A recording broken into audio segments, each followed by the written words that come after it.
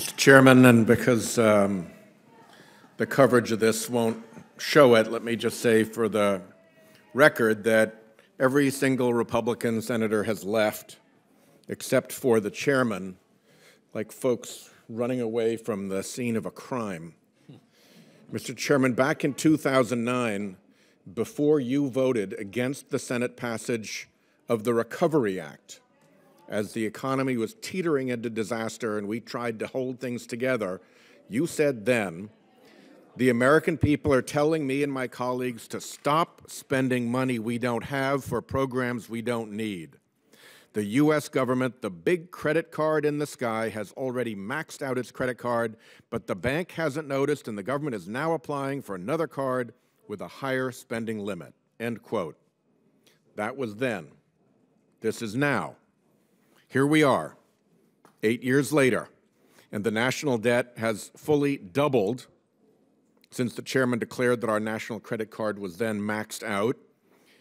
Instead of doing our job as a budget committee and recommending policies to address the $20 trillion national debt, today's exercise was to rubber stamp partisan legislation that the CBO has warned would grow our national debt by $2 trillion in the first decade alone, including borrowing costs. And after years of Republicans advocating for Congress to change budget rules to require so-called dynamic scoring, Republicans aren't even waiting for the Joint Committee on Taxation to produce such an analysis. I suspect that's because the outside groups that have done this modeling confirm what we already knew. Even with rosy growth assumptions, the Republican bill will explode the national debt. It's clear Republicans want to ram through this tax bill, but why? While Congress passed the Recovery Act during the low point of the recession, there's no pressing reason to pass corporate tax cuts today. The current economic expansion at over 100 months is on track to be the longest in U.S. history, and corporate profits are near record highs. Many major corporations pay little or no tax at all. If Republicans are looking to cause another recession, this bill might do the trick. It would raise taxes on millions of middle-class families, and by reducing incentives for homeownership, could cause housing prices to fall 10%, according to analysis by PricewaterhouseCoopers. It would also hurt state budgets by reducing state tax revenues to many states, repealing the deduction for state and local taxes, reducing the value of credits that fund local affordable housing, and raising costs for our state's universities. The American people are squarely against this bill, according to one recent poll by a 52 to 25 margin, with 61% saying that, quote, the Republican tax plan favors the rich at the expense of the middle class. The public gets what is going on here. The U.S. Conference of Catholic Bishops said this bill is fundamentally flawed and will raise income taxes on the working poor while simultaneously providing a large tax cut for the wealthy.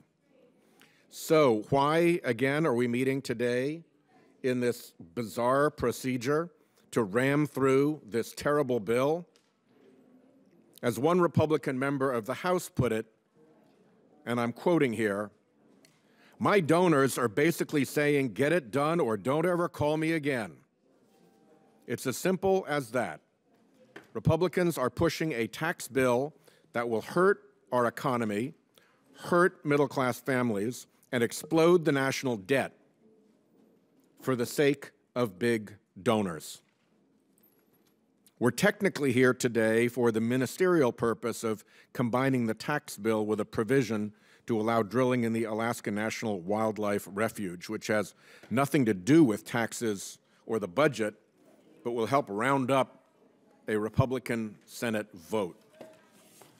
This whole process confirms once again that our budget process is completely broken and has become a vehicle for partisan attacks, donor-driven partisan attacks.